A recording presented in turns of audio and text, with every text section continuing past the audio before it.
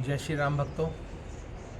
सबसे पहले गुरु की महिमा का गुणगान, क्योंकि ये जो कोई भी हम लोग वीडियो बनाते हैं या कुछ भी बनाते हैं, या ये जो ज्ञान है ये वैसे तो बहुत गहरा, समुद्र से भी गहरा ज्ञान है। अगर अथाह समुद्रों को भी ले लिया जाए तो हम इस ज्ञान का वर्णन नहीं कर सकते। पर गुरु ने कोई एक अंश जो है हमें उस बूंद का दिया है, तो हम उस बूंद के द्वारा ही इस ज्ञान को बता सकते हैं। अन्यथा जो हनुमान चालीसा का जो ज्ञान है वो इतना गहरा ज्ञान है कि जब तुलसीदास जी ब्रह्म ज्ञानी का ज्ञान है, वो ब्रह्म ज्ञानी का ज्ञान हम लोग अपने मुख से कैसे उसको वर्णित कर सकते हैं। पर थोड़ा सा जो भी जितना भी हमें आध्यात्म के बारे में ज्ञान है या नॉलेज है उसके बारे में हम बता सकते हैं। गुरु की कृपा हुई है, हनुमान जी की कृपा हुई है, तभी जो है राहुल भाई ने ये वीडियो बनाने के लिए हमें कहा है। तो इस राहुल भाई का बहुत बहुत आभार।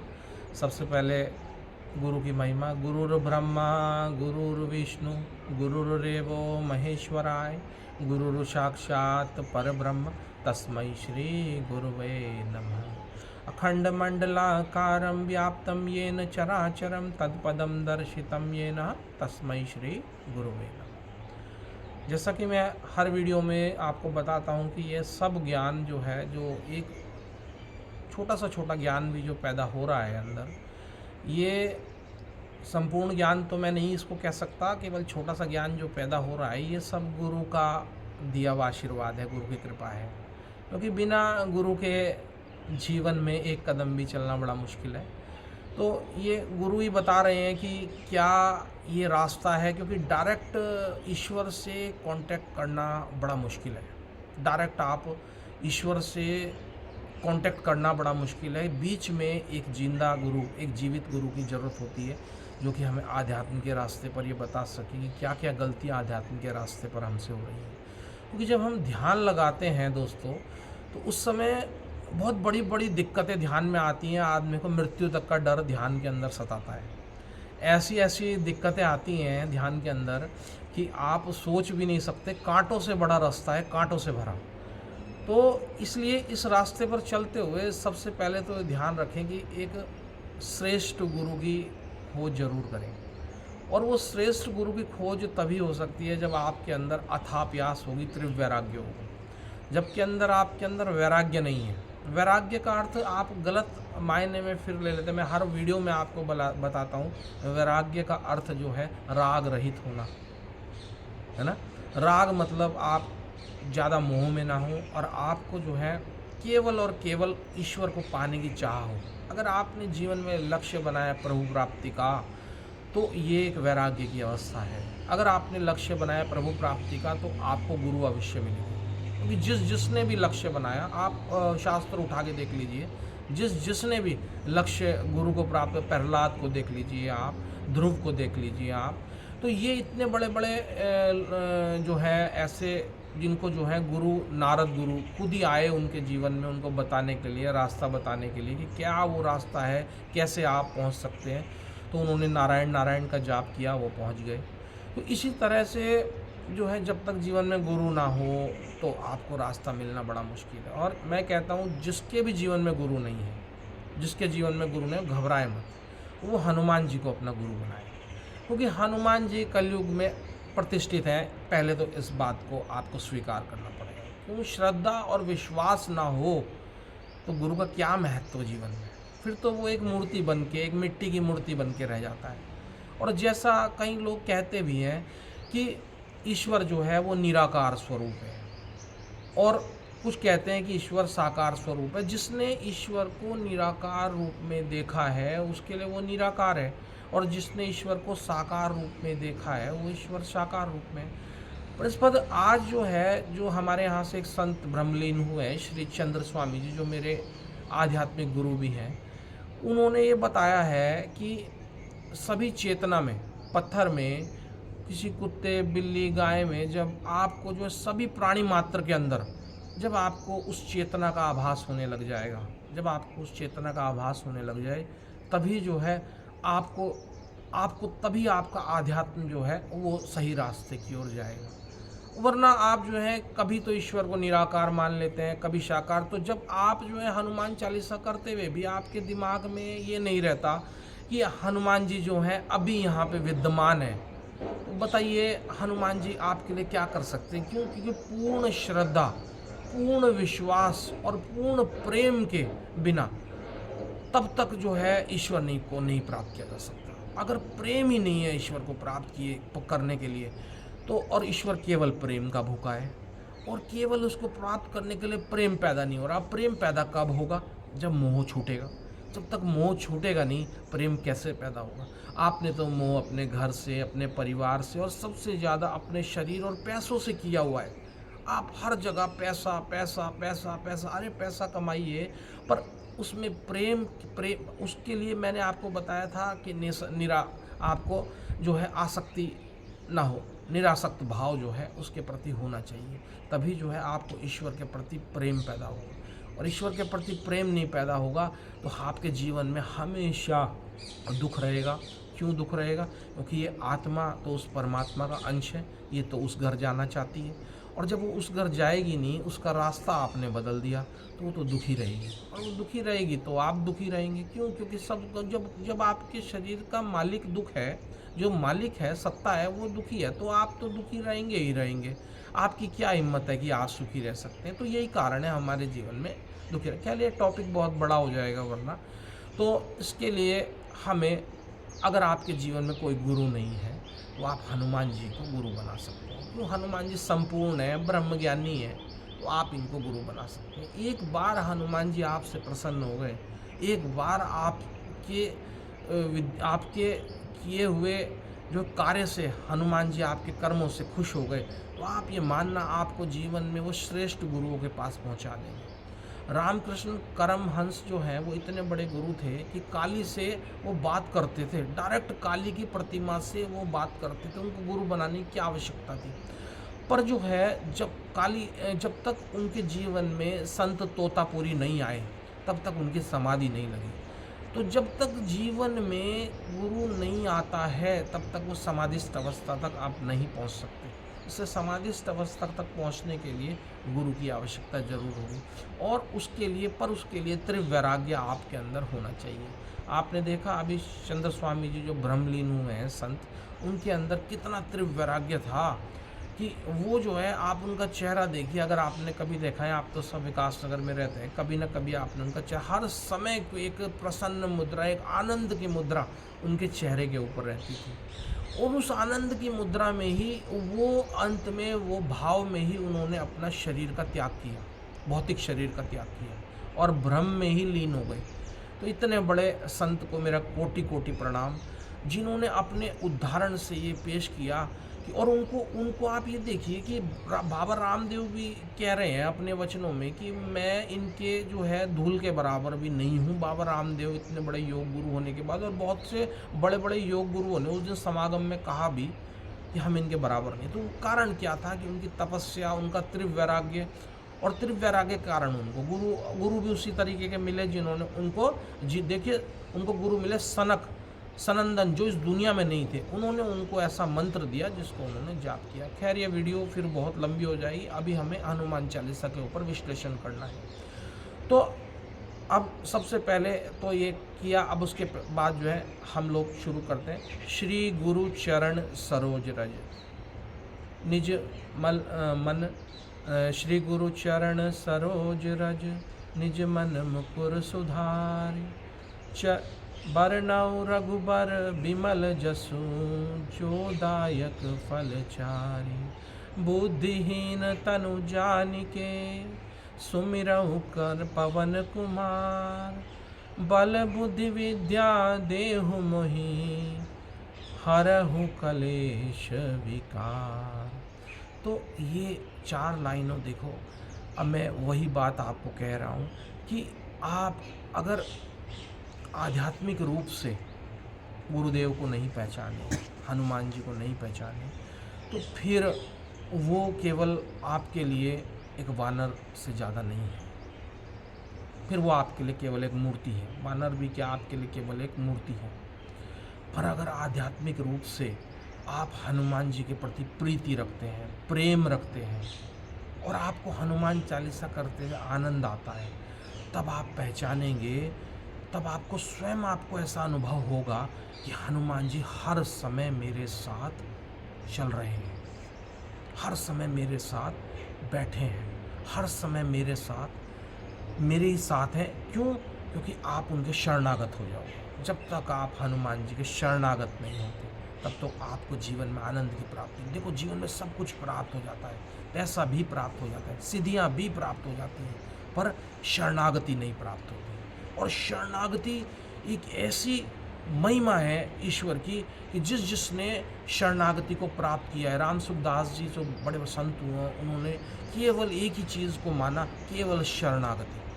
जब आप ईश्वर के प्रति शरणागत हो जाते हैं, आपने सब कुछ परमात्मा पे छोड़ दिया है, आपका व्यापार, आपका दुनिया, आपका परिवार, सब कुछ आप उस ईश्वर के ऊपर छोड़ देते हैं, तब आप शरणागत हो जाते हैं। आपका अच्छा, आपका बुरा, सब कुछ आप उस ईश्वर पे छोड़ देते, तब आप उसके शरणागत हो जाते हैं। और तब वो कृपा करता है। वो कृपा कब करता है? जब आप शरणागत हो जाते हैं। शरणागत होने के बाद आपके अंदर प्रेम पैदा होता है, और जब आपके अंदर प्रेम पैदा होता है तब ईश्वर की कृपा आपके ऊपर होती है, गुरु की कृपा आपके ऊपर होती है। वरना गुरु की कृपा का पात्र बनना इतना आसान नहीं है। आगे इसी का वर्णन करते हुए हम आगे चलेंगे। जय हनुमान ज्ञान गुण सागर, जय कपीस तिहु लोक उजागर। तो ज्ञान के सागर हनुमान जी है। ज्ञान, कौन सा ज्ञान की बात यहाँ पे हो रही है? ये कोई शरीर के ज्ञान की नहीं हो रही, कोई मन के ज्ञान की नहीं हो रही, ये हो रही है आध्यात्मिक ज्ञान की। आत्मा से परमात्मा का ज्ञान, उसकी बात हो रही है, आत्मज्ञान की बात हो रही है यहाँ पे। तो उस ज्ञान को प्राप्त करने की यहाँ पे बात हो रही है, जिसको तुलसीदास जी ने कहा कि केवल आप हनुमान चालीसा को प्रेम से पढ़ते रहिए, आपको आत्मज्ञान की अवस्था प्राप्त हो सकती है। क्यों? क्योंकि तुलसीदास जी ने यह ब्रह्म ज्ञान केवल यहाँ से प्राप्त किया होगा, तभी उन्होंने हनुमान चालीसा का वर्णन किया है, तभी उन्होंने हनुमान चालीसा लिखी कि आप भी प्राप्त कर सकते हैं। रामदूत अतुलित बलधामा, अंजनी पुत्र पवन सुत नामा। तो राम के दूत, उनके गुरु राम थे, श्री राम उनके गुरु थे। अब जीवन में गुरु का प्रविष्ट कब हुआ? देखिए कितनी तरह की सिद्धियां हनुमान जी के पास थी, एक से एक तरह की सिद्धियां। अष्ट सिद्धि और नवनिधि भी थी, है, कितनी तरह की सिद्धियां उनके पास थी। फिर भी, और गुरु भी थे, गायत्री सिद्ध की थी, गायत्री भी गुरु बनी उनके। तो क्योंकि जनेऊधारी थे, तो करते हुए भी उनको गुरु की, सर्वश्रेष्ठ गुरु की, उस गुरु की आवश्यकता थी जो राम तक पहुंचाए। राम कौन सा राम? वो कह रहे थे कि वो राम नहीं जिस राम की हम बात कर रहे हैं, वो राम जो हमारी आत्मा है, जिसको हम आत्मा राम बोलते हैं, है ना। आत्मा राम तक पहुंचना, तो वो कहते हैं आत्मा राम तक पहुंचने का रास्ता उनको नहीं मिल पा रहा था। बल्कि हालांकि शिव का रूप थे, शिव का रूप होने के बाद भी उनको वो रास्ता चाहिए था। इसलिए उन्होंने किसको गुरु बनाया? श्री राम भगवान को अपना गुरु बनाया। तो रामदूत अतुलित बलधामा, अंजनी पुत्र पवन सुत नामा, महावीर विक्रम बजरंगी, कुमति निवार सुमति के संगी। अब महावीर से आप क्या समझते हैं? खाली बल से आप महावीर? ऐसे तो बल वाले तो बहुत लोग दुनिया में पड़े हैं। महावीर का मतलब होता है जो 5 तरह के हमारे दुश्मन हैं उनके ऊपर विजय प्राप्त करना। महावीर कौन सा? काम, क्रोध, लोभ, मोह और अहंकार। इन 5 पे जिसने विजय प्राप्त की हो वो है महावीर। महावीर विक्रम बजरंगी, कुमति निवार। और जिसका कुमति है जिस जिसके अंदर विवेक जागृत अवस्था में नहीं है। क्योंकि जब तक आपके अंदर विवेक बुद्धि जागृत अवस्था में नहीं रहेगी तो वो बुद्धि आपको गलत कार्य करवा देती है, वो बुद्धि आपको भटका देती है। मैंने ऐसे ऐसे हनुमान जी के भक्त देखे हैं जो कि करते तो हनुमान जी की पूजाएं, करते तो हनुमान जी की साधनाएं, पर अहंकार से भरे हुए हैं, पूर्णतया अहंकार से भरे हुए हैं। तो उनको अभी कुमति है ना। क्यों? क्योंकि पूर्णतया ईश्वर की, हनुमान जी की कृपा नहीं हो रही है। जिस दिन हनुमान जी की पूर्ण कृपा हो जाएगी उस दिन काम से, क्रोध से, लोभ से, मोह से और अहंकार से छुटकारा मिल जाएगा। और जब तक इन 5 चीज़ों से छुटकारा नहीं मिलेगा तब तक गति नहीं होगी, तब तक मुक्ति नहीं होगी। कि यहाँ मन बैठा है ना, ये मन शुद्ध अवस्था में नहीं पहुँचता, क्लीन अवस्था में नहीं पहुँचता, शुद्ध अवस्था में नहीं पहुँचता, तब तक इन 5 चीज़ों से छुट्टी नहीं मिलती। तो इन 5 चीज़ों से हमारा छुटकारा कौन करा सकता है? केवल हमारे गुरु जो श्री हनुमान जी हैं, वो हमारा इन 5 चीज़ों से छुटकारा करा सकते हैं। राहुल जी वो देना जरा, अगर लाए। कंचन बरन बिराज सुबेसा, कानन कुंडल कुंचित केसा, हाथ वज्र और ध्वजा बिराजे, कांधे मूंज जनेऊ साजे। देखिए उनकी महिमा का वर्णन बड़े प्रेम के साथ कि कानन कुंडल कुंचित केसा, बड़े प्रेम के साथ अगर हम ये गाएं कि उन्होंने कानों में कुंडल पहने हुए हैं, उन्होंने जो है हाथ में वज्र उठाया हुआ है। ध्यान की अवस्था, आप अन्य आंखें बंद करिए और ध्यान की अवस्था में आपको कौन दिखाई दे रहे हैं? गुरु दिखाई दे रहे हैं। क्या किस तरह से वज्र उठाए हुए, कुंडल पहने हुए आपको ईश्वर दिखाई दे रहे हैं। तो ये ध्यान की अवस्था हो गई है ना। आप ध्यान में भी उनको देख रहे हैं, बड़े प्रेम से देख रहे हैं, गुरु को बड़े प्रेम से देख रहे हैं, है ना। तो वहाँ भी ज्ञान की अवस्था खुल सकती है। तो कांधे मूंज जनेऊधारी थे, है ना। सबसे पहला देखो, सभी जितने भी ब्राह्मण थे तो इसीलिए हनुमान जी क्या थे? ब्राह्मण थे, है ना। अब हनुमान जी को हम क्या माने हुए? वानर माने हुए, है ना, बंदर माने। और इस वक्त मैं आपको सच्ची बात बताऊं कि हनुमान जी ब्राह्मण थे, क्योंकि उस समय जो भी दीक्षा दी जाती थी जनेऊ की, वो केवल और केवल ब्राह्मण को दी जाती थी। क्षत्रियों को भी नहीं दी जाती थी उस समय दीक्षा, केवल और केवल ब्राह्मण को दी जाती। इसलिए हनुमान जी ब्राह्मण थे। और हनुमान जी ब्राह्मण थे और ब्राह्मण की दीक्षा, उन्हें सबसे पहले दीक्षा दी गई गायत्री मंत्र की। जो उनके गुरु थे, उन्होंने उनको किसकी दीक्षा दी? गायत्री मंत्र की दीक्षा दी। अब गायत्री मंत्र की दीक्षा देखो कितनी बड़ी दीक्षा है।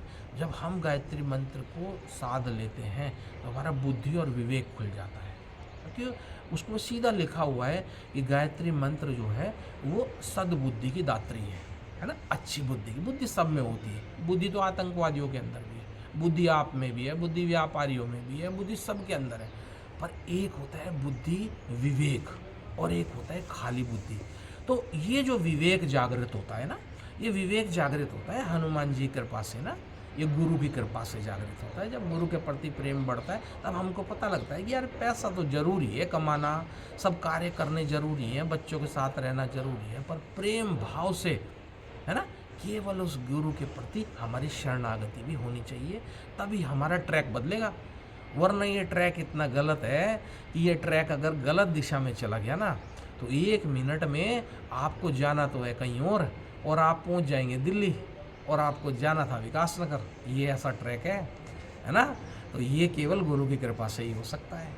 और गुरु की कृपा होगी तो आप सीधा, आपने देखा होगा कई बार, आपने मोबाइल्स में अगर देखा होगा, ये 7 चक्र होते हैं ना, ये 7 चक्रों पे जो है ना, ये नाड़ी जो होती है ना, इससे सुषुम्ना नाड़ी, वहाँ पे पहुँच जाते हैं आप, है ना। और ये 7 के चक्र को खोल के रख देते हैं। ये हनुमान चालीसा अगर आप प्रेम से करोगे इसको, तो बड़े प्रेम से इस हनुमान चालीसा को आपको करना चाहिए।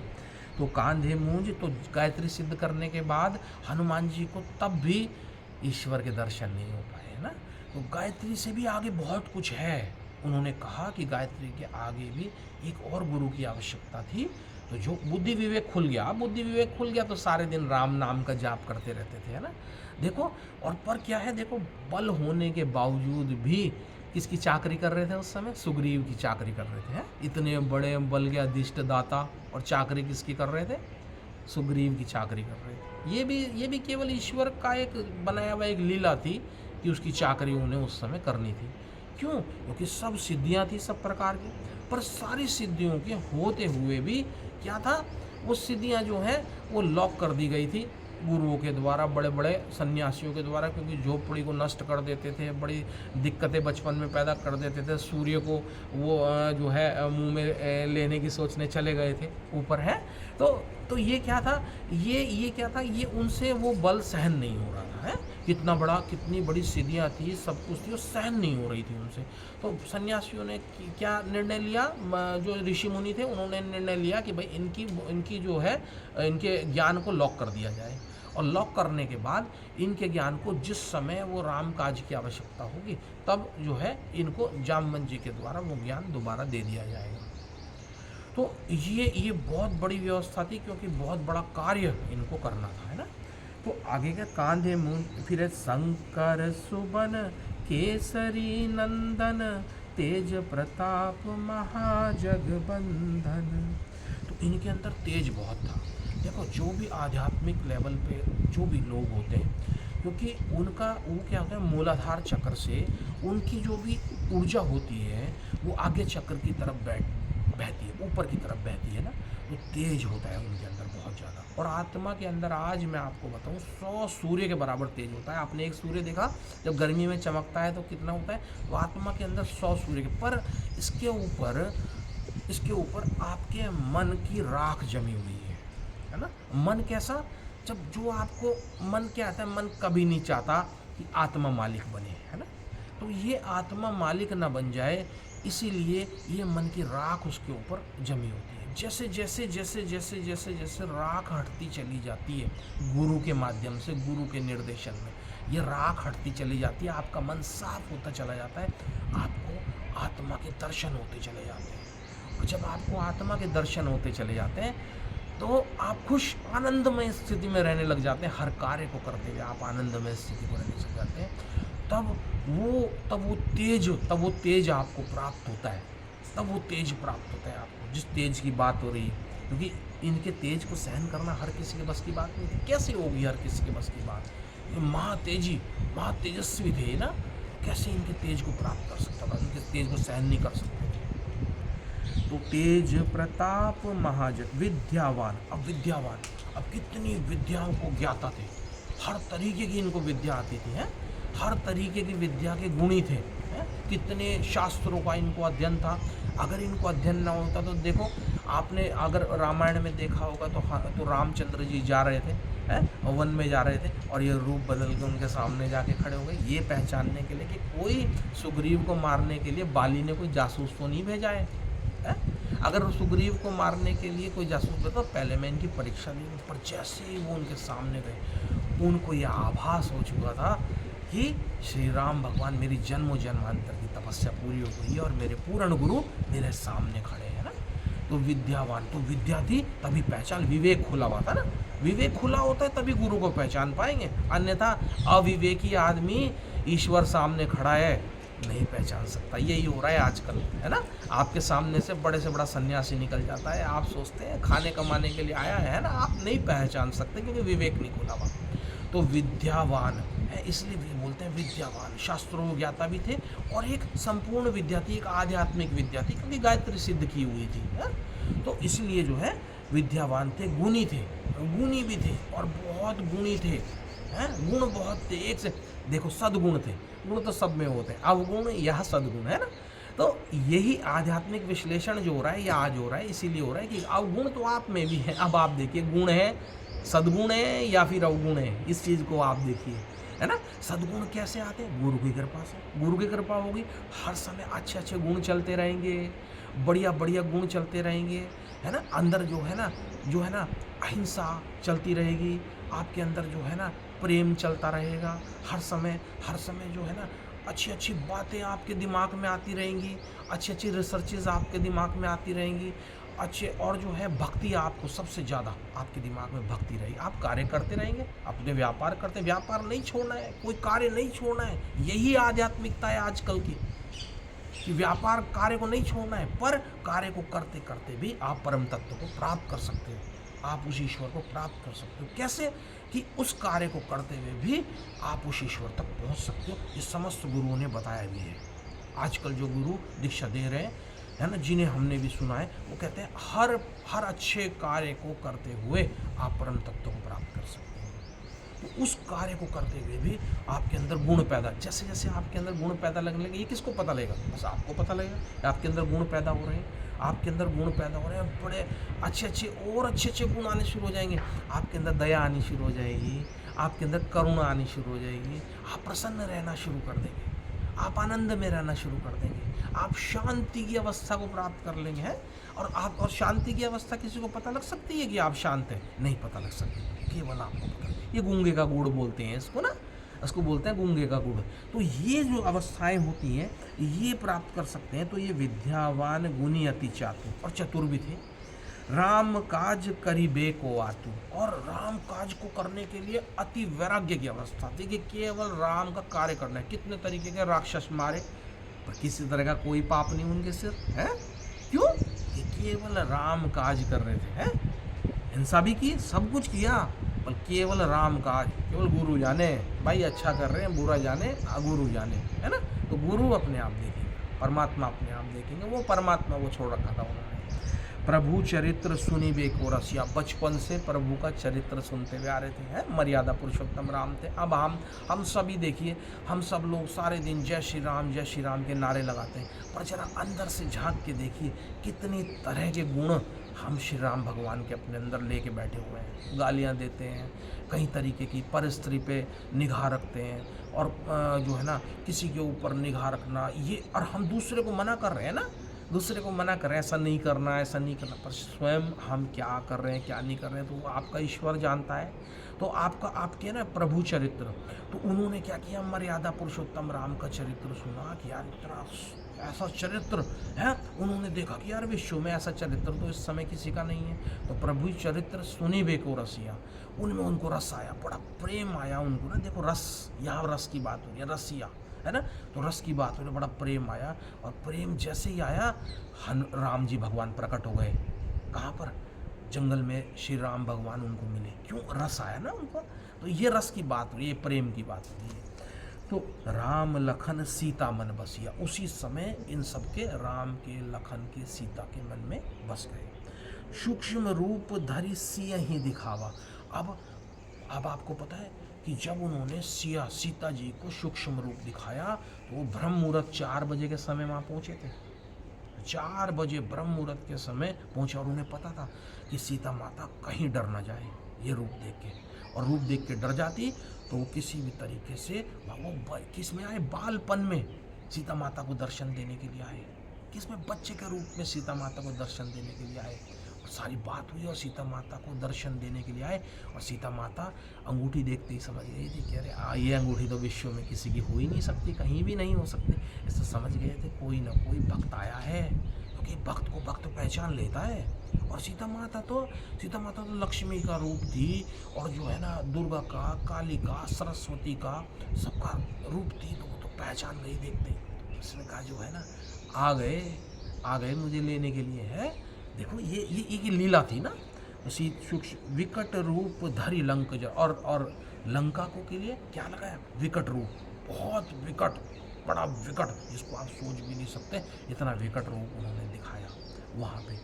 भीम रूप धरि असुर सहारे, और भीम का रूप, इतना भीम का है रूप, इतना बड़ा रूप जब असुरों को दिखाया था, असुर देख के डर गए यार ये वानर है कि कौन है। बल्कि असल में उन्होंने जो रूप दिखाया, तो वो रूप जो है वो सोच भी नहीं सकते थे कैसा। और खाली अकेले सारी लंका को समाप्त कर सकते थे, हैं, पर श्री राम भगवान का आदेश था अभी नहीं करना है कार्य ना, अभी नहीं करना है।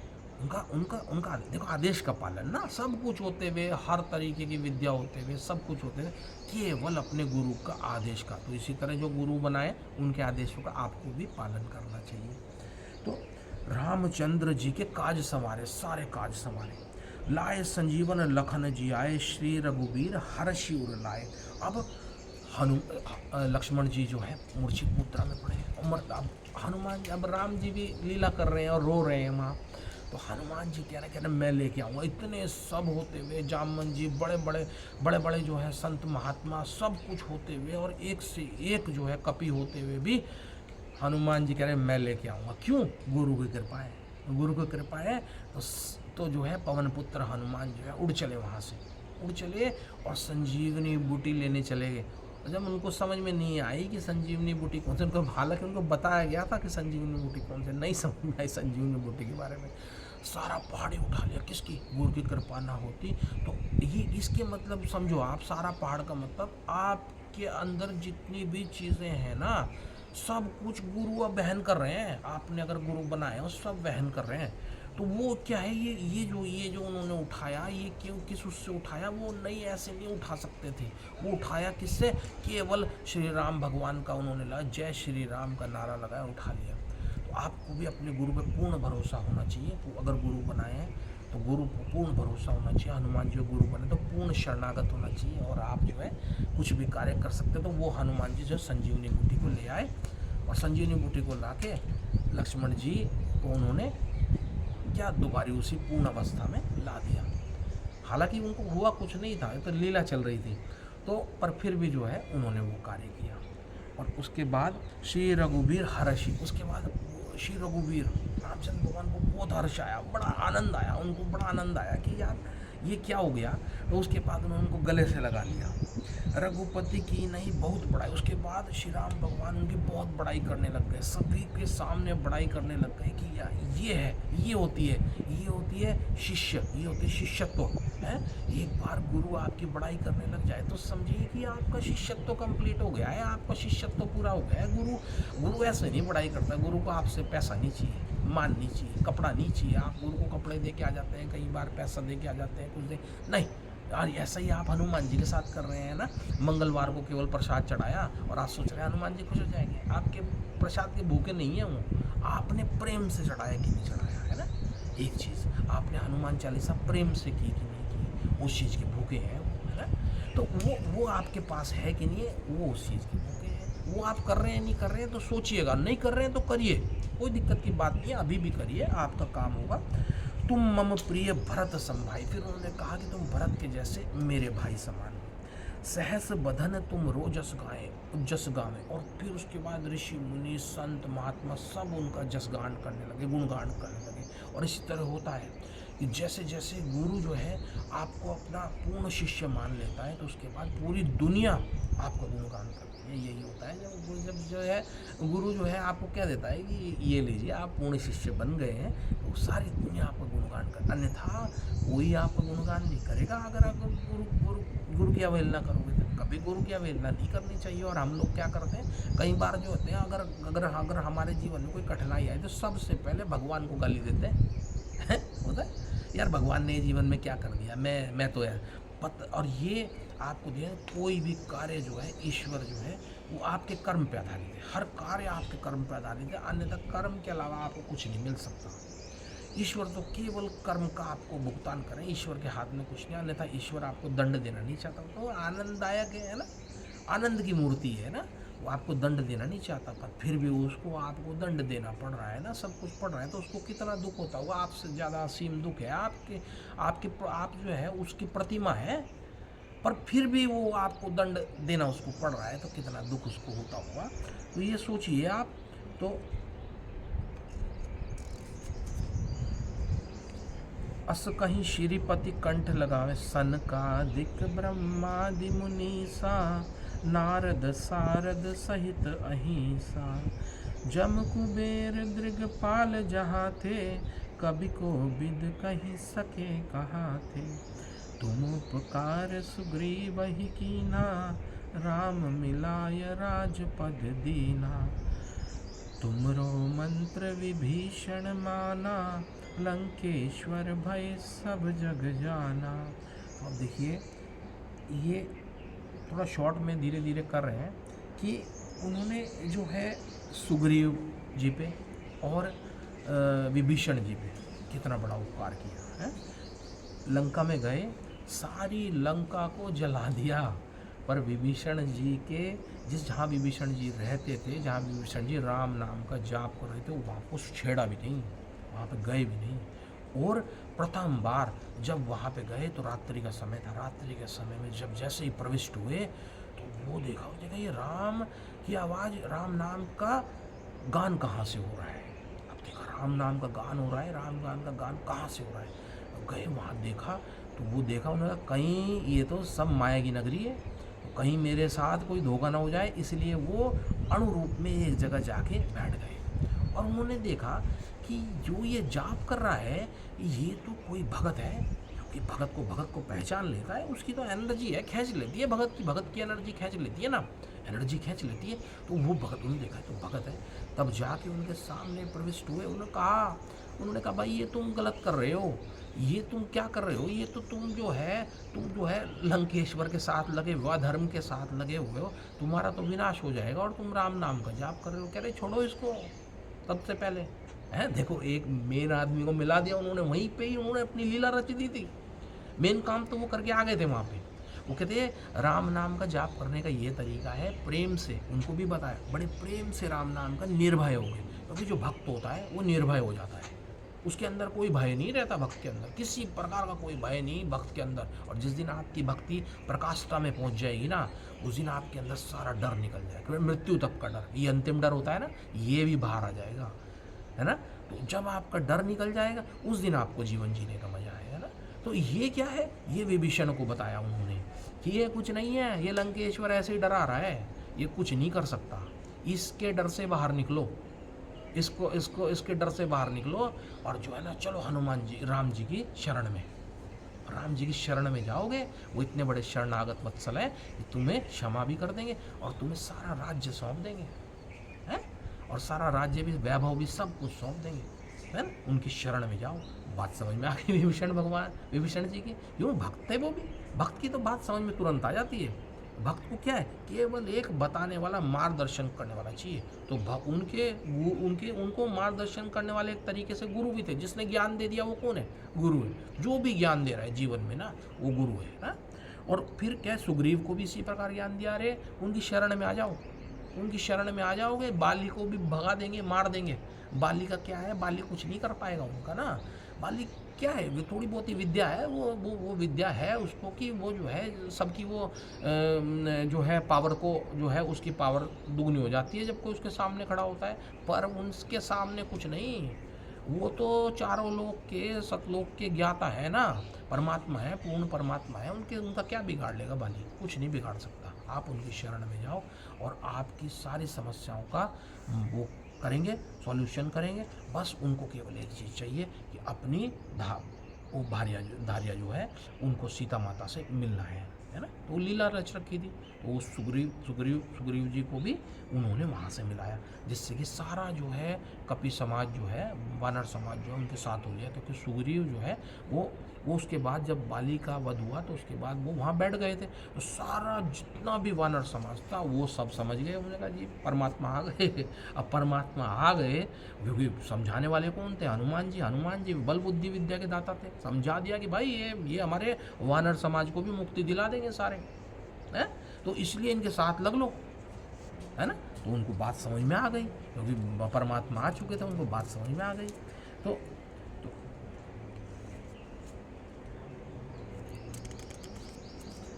लील्यो ताहि मधुर फल जानू, प्रभु मुद्रिका मेलि मुख माही, जलधि लांग गए अचरज नाही, दुर्गम काज जगत के जेते, सुगम अनुग्रह तुम्हरे तेते, राम दुआरे तुम रखवारे, होत न आज्ञा बिनु पैसारे, सब सुख लहे तुम्हारी सरना, तुम रक्षक काहू को डरना, आपन तेज समारो आपे, तीनों लोक हाकते कापे। देखो दुर्गम काज, जगत के जितने भी आपके कार्य हैं, दुर्गम कार्य, बड़े से बड़ा कार्य, आप हनुमान जी के शरण में जाएंगे, उनके शरणागत हो जाएंगे, तो जो शरणागत भगत है उनको पता भी है कि दुर्गम से दुर्गम कार्य को वो कर देते हैं, है ना, जगत के कोई भी हो। मैंने तो ऐसे ऐसे लोग दुनिया में देखे हैं जो शरणागत होने, गुरु की शरणागत होने के बाद, हनुमान जी की शरणागत होने के बाद उनका हार्ट अटैक के रोग, जो उनकी अंतिम अवस्था का रोग था, कैंसर तक का रोग, वो भी सही होते हुए मैंने जीवन में देखा है ना। और उनको अगर मृत्यु भी आई है तो उनको लेने कौन आए, उनको लेने परमात्मा आए। उनको कोई कोई नहीं दिखाई देता, उनको काल नहीं दिखाई देता, क्योंकि काल अकाल है ना, काल की उससे बाहर है। तो उनको लेने कौन आएगा, उनको लेने डायरेक्ट परमात्मा आएगा, है ना। जिन्होंने परमात्मा की भक्ति की है तो उनको परमात्मा लेने आएगा, और जिन्होंने संसार की भक्ति की है उनको काल लेने आएगा। सीधी सी बात है, परमात्मा की भक्ति करोगे परमात्मा लेने आएगा और संसार की भक्ति करोगे तो कौन लेने आएगा, काल लेने आएगा। और काल के वस्त्र कैसे होते हैं, काल की तरह ही होते हैं, काले काले है। तो जब काल लेने आता है तो उस समय काले वस्त्र वाले दिखते हैं, क्योंकि बुरे कर्म भी करे हुए हैं ना, बुरे कर्म किए हुए हैं, बुरे से बुरे कर्म भी किए हुए याद आते हैं उस समय। यार मैंने ये किया हुआ है, मैंने चोरी की हुई है, मैंने बलात्कार किया हुआ है, मैंने डाका डाला हुआ है, मैंने ये किया हुआ है। तो वो जो बुरे कर्म है उस समय सताते हैं। अभी भी हनुमान जी की शरण में चले जाइए, अभी भी हनुमान चालीसा प्रेम से करने शुरू कीजिए, तो पुराने कर्मों को काटते चले जाएंगे आपके, है ना। तो ये क्या है। और फिर राम दुआरे तुम रखवारे, और इनकी आज्ञा के बिना राम से मिलाप नहीं हो सकता, क्योंकि इनको आज्ञा दे रखी है कि जो भक्ति पूर्वक मेरा नाम लेगा उसे ही आत्मा से मिलाया जाएगा, समझिए, उसे ब्रह्म से मिलाया जाएगा। अब आप राम का मतलब नहीं सोचिए, यहाँ पे राम का मतलब अयोध्या वाले राम से बात नहीं हो रही है, यहाँ हो रही है आत्मा राम की बात।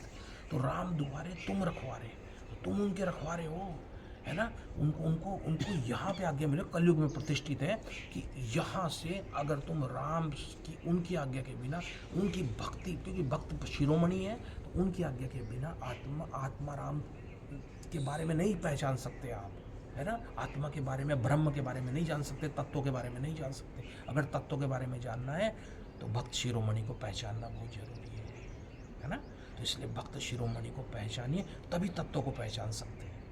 और जब तत्व समझ में आ जाएगा, ये तत्व है हमारे शरीर में 3 तरीके के, भाई पहला स्थूल शरीर ये है, सूक्ष्म शरीर उसके अंदर, उसके बाद कारण शरीर जो है। तो ये तीन तरीके, स्थूल सूक्ष्म और कारण, तो इनका ज्ञान होना, स्थूल शरीर का, सूक्ष्म शरीर का और कारण शरीर का ज्ञान। जिसको स्थूल शरीर का, सूक्ष्म शरीर, मन की स्थिति का ज्ञान होना, ये मन जो है क्या क्या लीला रचता है, क्या खेल खेलता है, क्या करता है, क्या नहीं करता है, इसको जानना। ये सब क्या कौन सिखाएगा, ये भक्त शिरोमणि खुद बता देते हैं। आप पर पहले भक्ति कीजिए, भक्ति से प्रेम पैदा होगा, वैराग्य पैदा होगा, वैराग्य आएगा तो ज्ञान खुद ब खुद पैदा हो जाएगा, है ना। आगे चलेंगे।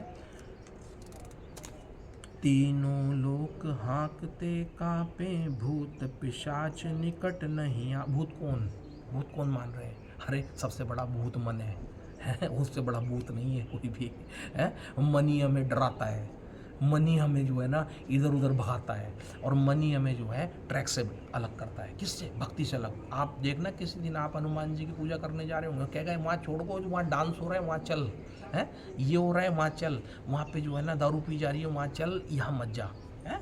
तो वो क्या है कि ट्रैक से भगाना। क्यों? उसको पता है कि यार अगर जो है आत्मा मालिक बन गई तो मेरे को तो नौकरी करनी पड़ जाएगी, है, और कितने जन्मों जन्मांतर से मालिक ये है। तो ये भूत पिशाच तो सबसे बड़ा भूत है मन, ये इसको नियंत्रण कर देते हैं, इसको नियंत्रित कर देते हैं भक्त शिरोमणि।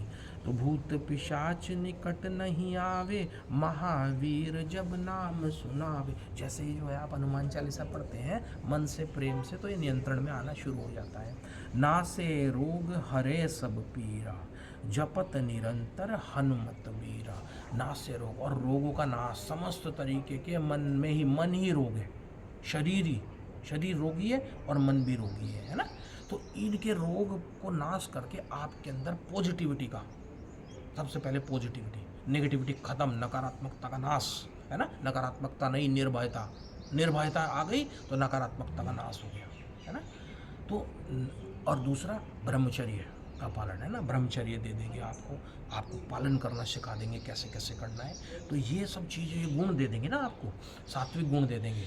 तो नासे रोग हरे सब पीरा जपत निरंतर। और निरंतर क्या है? हनुमान जी का नाम का जाप जब आप करते रहेंगे, क्यों? गुरु है ना, गुरु के नाम का जाप आप करते रहेंगे तो किसी भी तरीके से कीजिए, बहुत तरीके के मंत्र बनाए हुए हैं, उनको जाप करिए हनुमान जी का।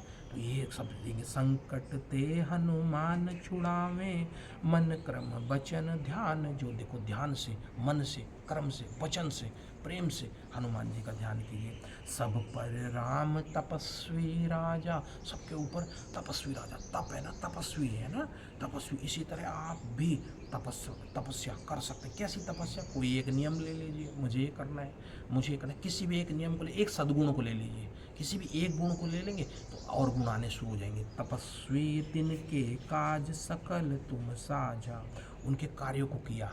तपस्वी थे, गुरु थे, बहुत बड़े, सब गुण थे, सब गुण संपन्न जो होता है वो तपस्वी बन पाता है ना। सिद्ध पुरुष थे, उनको पता था, उनके कार्यों को उन्होंने किया, उनके परमार्थ के कार्यों को किया, अच्छे कार्यों को किया। तो सोई अमित जीवन फल पावे, चारों जुग पर ताप तुम्हारा, है पर सिद्ध जगत उजियारा। साधु संत के तुम रखवारे, असुर निकंदन राम दुलारे। और फिर जो है, अगर आपके अंदर सद्गुण आने लग गए तो आप जो है साधु बन गए ना। संत कौन? संत की परिभाषा क्या है? जो शांत हो जाए। और साधक की परिभाषा क्या है? जिसने अपने आप को साध लिया, वो साधक है ना। तो ये बहुत बड़ी बड़ी अवस्थाएं हैं, पर संत होना, जिसने अपने आप को शांत कर लिया, वो संत है। तो साधु संत के, जब आप संत बन जाएंगे तो आपके रखवारे परमात्मा तो स्वयं बन जाएंगे ना। हनुमान जी तो आपके रखवारे खुद बन जाएंगे जब आप संत बन जाएंगे। तो साधु संत के तुम रखवारे, असुर निकंदन, फिर आपका असुर क्या बिगाड़ लेंगे? बुरी शक्तियाँ आपका बिगाड़ क्या सकती है? असुर निकंदन राम दुआरे, है ना। तो फिर राम दुलारे, फिर तुम राम के दुलारे बन जाओगे, है ना। फिर राम परमात्मा के दुलारे बन जाओगे, है ना। फिर अष्ट सिद्धि नौ निधि, फिर आपके अंदर सारे सिद्धियाँ भी आने लगेंगी। पर इन सिद्धियों में फंसना नहीं है, सिद्धियाँ आएंगी, बहुत तरीके की सिद्धियाँ आएंगी। जब आप इस तरह की पोजीशन में पहुंच जाओगे तो आती भी हैं सिद्धियाँ, बड़े बड़े संतों के पास आ रही हैं। पर वो संत जो है वहाँ पे फंस रहे हैं और असली बात नहीं बता रहे हैं, और पैसा कमा रहे हैं, और बहुत पैसा कमा रहे हैं, बहुत पैसा कमा रहे हैं, कमा रहे हैं। पर अगर अच्छे कार्यों में नहीं लगाएंगे, संत समाज उसको नहीं लगाएगा, ट्रैक पे नहीं लगाएंगे, सुधारेंगे नहीं देश को, समाज को नहीं सुधारेंगे, तो वो क्या होते हैं? ऐसे संत जेलों में भी जाते हैं। बहुत सारे संत ऐसे हैं ना जो कि इस कार्य को नहीं करते, वो करते रहे और सही ट्रैक नहीं बताते, तो वो तो वहाँ पे उनके साथ गलत भी हो जाता है। क्यों? क्योंकि वो उस जगह बैठ गए जहाँ पे आपको समाज को सुधारना है, और समाज को तो वहाँ पे परमात्मा नहीं माफ करता ना। राम रसायन तुमरे पासा सदा रहो रघुपति। अब राम रसायन क्या? राम रसायन क्या? राम नाम का जाप तुम्हारे पास है ना। तो जैसे ही हनुमान जी कहते हैं कि आप राम नाम का जाप करो, हनुमान जी तो प्यार से तुम्हारे पास आ जाएंगे, है ना। तो राम नाम का जाप आपको करना चाहिए, जरूर करना चाहिए। 1 माला 2 माला राम के नाम की आप कीजिए। जन्म जन्म के दुख बिसरावे, अंत काल रघुबरपुर जाई। जहाँ जन्म हरि भक्त कहाई, और देवता चितना धरही। हनुमत से ही सरब सुख करही, संकट कटे मिटे सब पीरा। जो सुमिरे हनुमत बलबीरा। जय जय जय हनुमान गोसाई, कृपा करहु गुरुदेव की नाई। तो जन्म जन्म के दुख बिसरावे, फिर आपको जन्म नहीं लेना पड़ेगा। यहाँ पे अजन्मा हो जाएंगे आप, अकर्मी हो जाएंगे आप, कर्म के बंधन से छूट जाएंगे, है ना। तो यहाँ बार बार जन्म, बार बार दिक्कत, बार बार जन्म, बार बार वही दुख, बार बार जन्म, बार बार वही दुख, है। कौन पाना चाहता है बार बार दुख, है? बार बार आएंगे, बार बार जाएंगे, बार बार आएंगे, बार बार जाएंगे, बार बार आएंगे, बार बार जाएंगे, और हर बार दुख। वो लोग सोच रहे हैं, कोई लोग सोच रहे हैं आत्महत्या कर लेंगे तो सुखी हो जाएंगे, नहीं, अगले जन्म आएगा उससे भी नीची योनि में गिर जाएंगे। इसलिए इस योनि में आए, अच्छे अच्छे कर्मों कीजिए, बढ़िया बढ़िया सुंदर सुंदर कर्मों कीजिए, अच्छे अच्छे कर्मों कीजिए, दान भी दीजिए, है ना। और अच्छे अच्छे जहाँ मंदिर बन रहा है दान दीजिए अच्छे। और देखिए कौन किसको आवश्यकता है, जिसको आवश्यकता है उसको खाना भी खिलाइए, है ना, भोजन भी कराइए। ये सद्गुण है ना, अच्छे अच्छे गुण बढ़ने लगेंगे। इससे क्या होगा? अंदर गुणों की प्राप्ति होती है। और दूसरा जो है, भक्ति कीजिए, है ना। सुबह के समय ब्रह्म मुहूर्त में उठिए जरूर। ब्रह्म मुहूर्त में उठने से क्या होता है? देखो, ब्रह्म मुहूर्त की थोड़ी सी बात बता देता हूँ। ब्रह्म मुहूर्त में उठने से रोग का नाश कैसे होता है। 3 तरह के हमारे अंदर जो आयुर्वेद में बताया गया, वात पित्त और कफ। वात पित्त और कफ, वात पित्त और कफ। वात में 80 प्रकार के रोग होते हैं, पित्त और कफ में 40-40 प्रकार के रोग होते हैं। तो वात जो है जब 80 प्रकार का रोग होता है, इसमें कैंसर तक का रोग भी आ जाता है, वायु रोग होता है। और पित्त और कफ भी होगा, 40-40 प्रकार के रोग इसके अंदर होते हैं। तो 3 से 5 बजे के बीच में वात पित्त और कफ साम अवस्था में रहते हैं। और अगर आप सुबह ब्रह्म मुहूर्त में 4 बजे, 4:30 बजे, 5 बजे तक भी उठते हैं, 5 बजे तक भी उठते हैं, तो और उसके बाद घूमने भी जाएँ, माला करें, नहा धो के जाप करें राम नाम का, तो ये साम अवस्था में रहते हैं। इससे आपके रोग शांत रहेंगे, कोई रोग आपके शरीर के अंदर नहीं हो सकता। ये मेरा प्रैक्टिकल अनुभव है।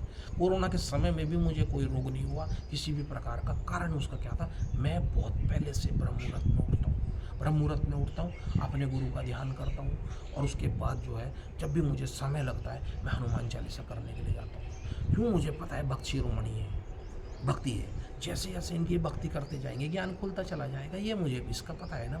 इसका जैसे जैसे पता लगता चला जाएगा, आप भक्ति जरूर करोगे और आनंद आएगा। जब आनंद आ रहा है तो भक्ति क्यों नहीं करेंगे आप। भक्ति तो आप स्वयं करेंगे जब आपको आनंद आएगा।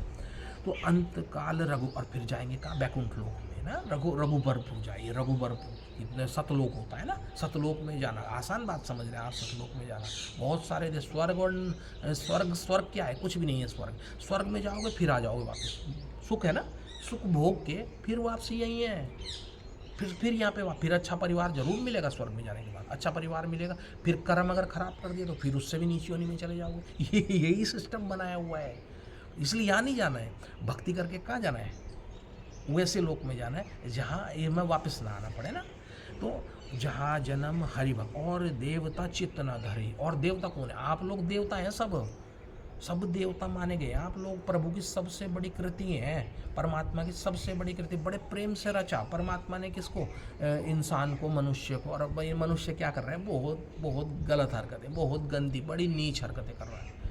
इतनी नीच हरकतें पर देवता कर रहा है, तो सब नहीं चित्त लगा करते ना। सब चित्त में सारे संस्कार पड़े और चित्त लगा ही नहीं सकते। कहाँ लगा सकते हैं, पर कर्म है। अगर आप हनुमान जी जुड़े हुए हैं तो वो आपके छोटे मोटे कर्म मत मानिए, कुछ ऐसे जन्मों के कर्म है आपके कि आप हनुमान जी जुड़े हुए हैं, हम आप भक्ति कर रहे हैं। पर भक्ति बड़े प्रेम और बड़े मन से आप कीजिए, वहाँ से हनुमान जी की।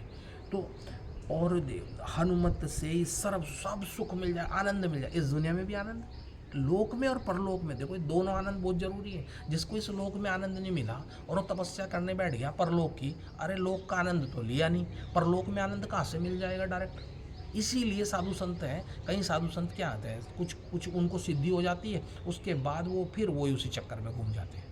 क्यों, क्योंकि ये लोक का आनंद ढंग से लिया नहीं। अरे ग्रस्त में आके भी साधना की जा सकती है। ये ग्रस्त, हम लोग तो ग्रस्त में है ना, हम ग्रस्तियों को बता रहे हैं, हम सन्यासियों को नहीं बता रहे। सन्यासियों के पास ज्ञान बहुत है। ग्रस्त में आके पूर्ण साधना की जा सकती है, क्योंकि 1 लाख मार्ग हैं इस पर चढ़ने के, इस रास्ते पे जाने के। तो ग्रस्तियों की साधना क्या है, ग्रस्तियों की साधना क्या है कि अगर आप हनुमान चालीसा भी पढ़ें तो बड़े प्रेम पूर्वक आप इसको पढ़ें, बड़े प्रीति से आप इसको पढ़ें, राम नाम का जाप करें, हनुमान जी के मंत्र का जाप करें। आप जाप करें तो जब करेंगे 1 घंटा लगभग आप ध्यान लगाए ना, आधा धीरे धीरे बढ़ेगा ये ध्यान ना। पहले 10 मिनट आएगा, फिर 15 मिनट आएगा, फिर 20 मिनट आएगा, फिर 25। अभ्यास, श्री कृष्ण भगवान ने गीता में क्या बोला है, अभ्यास है ना। अभ्यास, मन को नियंत्रण करने का तरीका क्या है, अभ्यास। तो धीरे धीरे जो है जैसे जैसे प्रेम आपका बढ़ने लगेगा तो आपका मन के ऊपर नियंत्रण आने लगेगा। जितना भी मन के ऊपर आपका नियंत्रण आएगा उतना जो है आप जो है परमात्मा के निकट आते चले जाएंगे। आपको पता लगता चला जाएगा परमात्मा के हम निकट आ रहे हैं, आपको पता लगेगा, दूसरे को थोड़ी पता लगेगा। तो आपका मन साफ होना शुरू हो जाएगा, क्लीन होना शुरू हो जाएगा, साफ होना शुरू हो जाएगा, है ना। रोग से भी मुक्ति, मन का साफ। और दूसरा लौकिक धन, सबसे बड़ी चीज़, व्यापार में तरक्की। आप कहीं नौकरी कर रहे हैं तो वहाँ पे आपका बहुत उच्च उस पे चले जाएंगे। कोई बच्चा अगर जो है स्कूल में पढ़ रहा है तो बड़े आप जो है 100% 95-100% तक ले आएंगे। आप जो है ISPCS लेवल तक जाना चाहते हैं, वहाँ भी बन जाएंगे। लक्ष्य बड़े बड़े बन जाएंगे आपके। फिर आप छोटे लक्ष्य नहीं बनाएंगे। जो भक्ति करता है ना वो छोटे लक्ष्य नहीं बनाता। वो ये नहीं कहता कि मैं जो है ना छोटे फॉर्म भरूंगा, फिर वो कहेगा मैं बड़े लेवल पे जाऊंगा। मैं कारोबार भी करूँगा तो बड़ा करूँगा, क्यों? उनका लक्ष्य बड़ा हो जाता है, वो इंसान बड़ा बन जाता है ना। तो ये होता है, और हर नहीं कर सकता पर ये कार्य, है ना। हनुमत से ही सब संकट कटे मिटे सब पीरा। देखो संकट कटे, सारे तरीके के संकट कट जाएंगे, क्या मानसिक संकट हो गए, क्या शारीरिक संकट हो गए, सबका नाश टोटल। और दो ही तरीके के संकट होते हैं, सबसे बड़ा संकट तो मेंटल है, मेंटल प्रॉब्लम। आजकल सबको डिप्रेशन की अवस्था, सारे डिप्रेशन की अवस्था में घुसे। कुछ का डिप्रेशन जागर हो जाता है, कुछ का जागर नहीं होता, तो सारे डिप्रेशन की अवस्था में घूट रहे हैं। क्यों? क्योंकि सब दुखी हैं तो तनाव में है तो डिप्रेशन है। और डिप्रेशन की अवस्था को दूर कौन करेगा? हनुमान जी की भक्ति दूर करेगी, है ना। गुरु की भक्ति दूर करेगी, इसलिए या तो गुरु की भक्ति कीजिए या हनुमान जी की भक्ति कीजिए, है ना। तो संकट कटे मिटे सब, जो सुमिरे हनुमत बलबीर। जय जय जय हनुमान गोसाई, कृपा करो गुरुदेव की नाई। ये देखो, ये लास्ट में गुरु कब कृपा करेंगे? जब वो प्रेम से जब हो गया ना, तो इसे कहते हैं कृपा करो गुरु। जो 7 बार पाठ कर कोई, जो सत्य से 7 बार, मतलब बड़े मन से, बड़े प्रेम से उनका पाठ करेगा, छूट ही बंदी, मतलब कर्म के बंधन से। बंदी का मतलब क्या हो? कर्म के बंधन, कर्म बंधन से मुक्ति, है ना। कर्म के बंधन, अभी हम कर्म के बंधन में चल रहे हैं, सभी आप में सभी कर्म के बंधन से मुक्ति कौन दिलाएगा? गुरु दिलाएगा, है ना। तो ये गुरु जो कौन? जो ज्ञान से, जो अज्ञान से ज्ञान की ओर ले जाए, है ना। जो अंधकार से प्रकाश की ओर ले जाए, वो गुरु, है ना। तो छूटई बंदी महासुख, जो ये पढ़े हनुमान चालीसा हो ये सिद्ध, और आप सिद्ध साधक बन जाएंगे। पढ़ोगे, प्रेम से पढ़ोगे, नेचुरली ज्ञान आएगा। इसमें कोई घमंड की बात नहीं, अहंकार की बात नहीं, अहंकार की बात नहीं होती। ज्ञान तो आएगा ही आएगा। अब ज्ञान आया और फिर आप अहंकारी हो गए, तो उसमें क्या फ़ायदा हो गया? ज्ञान आएगा तो आएगा, उसमें क्या बात है? ज्ञानी तो बनेंगे ही आप। अरे ज्ञान आएगा, आत्मज्ञान तो होगा ना, आत्मा से ज्ञान फूटेगा, आएगा। तो उसमें अहंकार करने की बात क्या होगी? बताओ तो सही मेरे को जरा। वो ज्ञान भी आपका है, वो ज्ञान ऐसा है कोई चुरा भी नहीं सकता, पर उसके बाद आपको किसी ने अहंकारी कह दिया। देखो कितनी गलत बात है कि आप क्यों? क्योंकि लोग विश्लेषण करेंगे ना आपका, लोग करेंगे आपका विश्लेषण, आप कैसे हैं। आप नहीं अपना विश्लेषण करेंगे, आप तो अपना विश्लेषण करेंगे मैं बहुत अच्छा हूँ, लोग आपका विश्लेषण करेंगे कैसे हैं। तो जब लोगों ने आपको कहना शुरू कर दिया कि यार ये अहंकारी आदमी है, कितनी गलत बात है ना। इसका मतलब आपको अपने आप को सुधारने की ज़रूरत है। इसलिए अपनी बुराइयों को देखो, और बुराइयाँ कब देखोगे? जब भक्त बन जाओगे। भक्त सबसे पहले अपनी बुराइयों को ढूंढता है। गुरु कहता है भाई अपनी बुराइयों को ढूंढो, भाई अपनी बुराइयों को ढूंढो, और दूसरे की अच्छाइयाँ लो, और अपनी बुराइयाँ ढूंढो, आपके अंदर अहंकार का नाश हो जाएगा। तुलसीदास सदा हरि चेरा, कीजे नाथ हृदय मार डेरा। और बस उसका जो है, जब उस परमात्मा का हृदय में वास हो गया, परम आनंद की प्राप्ति, परम शांति की प्राप्ति, यही अंतिम अवस्था है। बस परम आनंद और परम शांति की अवस्था है, मोक्ष की अवस्था इसे ही कहते हैं। ये कहते हैं ना, इसको कहते हैं ना मोक्ष, है जीते जी मोक्ष, जीवन मुक्त अवस्था, जीवन मुक्त अवस्था, जीते जी मोक्ष की अवस्था, इसको कहते हैं। इसको क्या कहते हैं? परम आनंद और परम शांति की अवस्था, जिसके लिए महावीर जैन भटके, जिसके लिए महात्मा बुद्ध भटके, हैं, ये होती है, ये अवस्था होती है, जो आपको बहुत आराम से किसके गुरु बनाने से मिल सकती थी। देखो बहुत समय लगा महात्मा बुद्ध को, पर आपको गुरु बनाने से जो है बड़ा सहज रूप से प्राप्त, बड़ा सहज योग है ये, बहुत सहज योग है ये हनुमान चालीसा।